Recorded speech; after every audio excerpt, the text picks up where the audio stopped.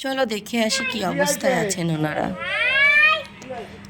তো অবস্থা তো খুবই খারাপ দেখছি, ঘর বাড়ির অবস্থাটাও প্রচণ্ড খারাপ।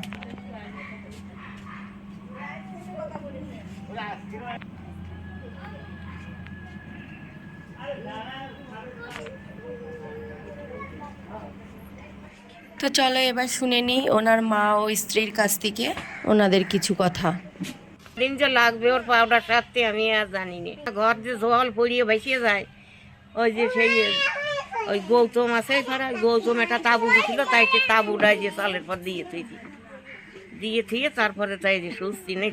ঘরের অবস্থা খুব খারাপ, ঘরের অবস্থা খুব খারাপ, জল পড়িয়ে ভেসে যায়। বৃষ্টি ইনকামের একটাই মানুষ, সে অসুস্থ হয়ে গেছে। মানে এখন বর্তমানে আপনাদের কিছু ইনকাম করার মতো পরিস্থিতি নেই। তাহলে এখন বর্তমানে আপনাদের সংসারটা কিভাবে চলছে? কিভাবে চলছে, সবাই সাহায্য করছে। আজকেও এসেছে মানে সাহায্য করতে। তারা দুবাই থাকে, তারা সেই ভিডিওটা দেখে এসে সবাই দিয়ে গেছে বাড়ির লোক। আচ্ছা, কি করব, সবাইকে বলছি একটু সাহায্য করতে, যেরকম সবাই করছে আমার জন্য সামান্য করে।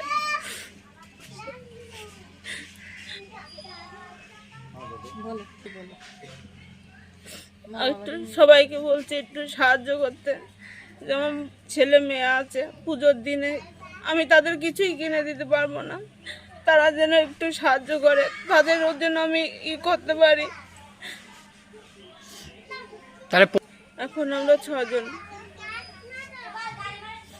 আপনার নাম? কাকুলি বিশ্বাস।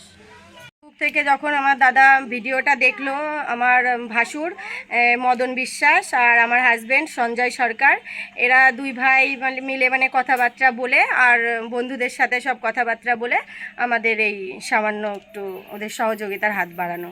ওদের একটু ফেসবুকে দেখে ও সব বন্ধুদেরকে বলেছে, আলোচনা করে তারপরে আমরা সবাই সাহায্য করেছে, তারপরে আমরা সবাই দিতে এসেছি। চলবে এরকম, টুকটাক না চলে তো আর মানুষ তার।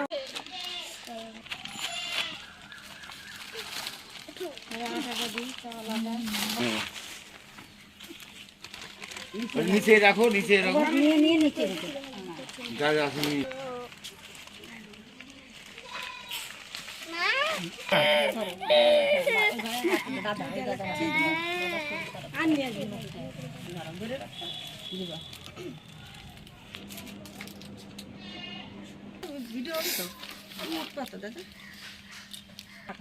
মা চাল।